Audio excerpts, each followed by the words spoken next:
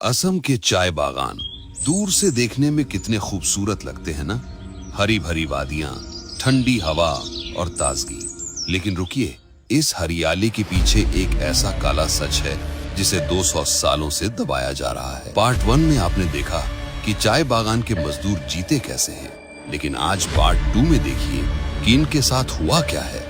ये एक बहुत बड़ा धोखा है। इतिहास गवाह है उस महान धोखे का जो 1850 के दशक में शुरू हुआ।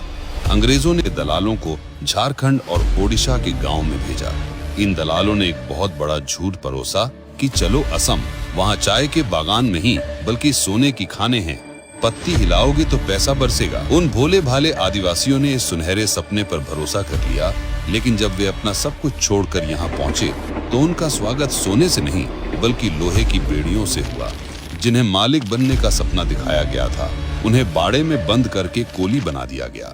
150 साल बीत गए, लेकिन वो बाड़ा और वो बेड़ियां आज भी नहीं टूटी हैं। जरा सोचिए, इन्हीं मजदूरों का सगा भाई जो झारखंड, ओडिशा या बंगाल में रहता है, वहाँ सरकार उसे आदिवासी मानती है, उसे एसटी का दर्जा मिलता है।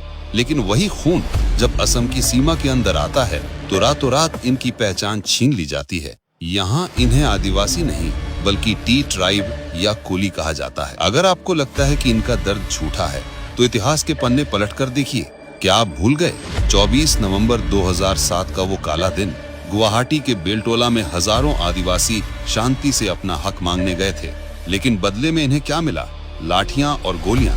उस दिन सरेआम एक आदिवासी बेटी लक्ष्मी उरांव को सड़क पर अपमानित किया गया। वो चीखें आज भी असम की हवाओं में गूंज रही हैं। इसके अलावा एक और कड़वा सच सुनिए, साजिश सिर्फ इनकी पहचान मिटाने की नहीं बल्कि इनके बच्चों का भविष्य मिटाने की भी है। आज असम में आम लोगों की साक्षरता दर 72% है, लेकिन चाय बागान वालों की सिर्फ 46%। सिस्टम जानता है, अगर आदिवासी का बच्चा पढ़ लिख गया तो वो कूली नहीं बनेगा, अफसर बनेगा। इसीलिए बागानों में स्कूल तो हैं, लेकिन पढ़ाई नहीं। जरा इनके एक दिन के बारे में सोचिए। एक महिला मजदूर अपनी पीठ पर 25 से 30 किलो की टोकरी बांधकर 8 घंटे पहाड़ों पर खड़ी रहती है। धूप हो या बारिश, काम नहीं रुकता। और अगर ये मेहनत करते भी हैं तो सिला क्या मिलता है? केरल के चाय मजदूरों को 400 रुपए से ज्यादा दिहाड़ी मिलती है, लेकिन असम में, जहाँ की चाय दुनिया में सबसे महंगी है, वहाँ इन्हें आज भी सिर्फ 250 रुपए पकड़ाए जाते हैं। चाय की एक ट्राली की कीमत इनकी पूरे दिन की कमाई से ज्यादा है।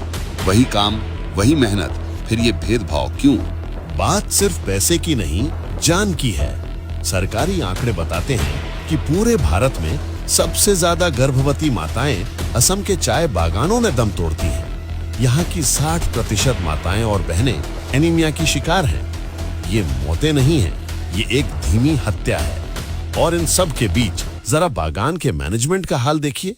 एक तरफ मैनेजर का आलीशान बंगला है और दूसरी तरफ मजदूरों की टूटी फूटी लेबर लाइन।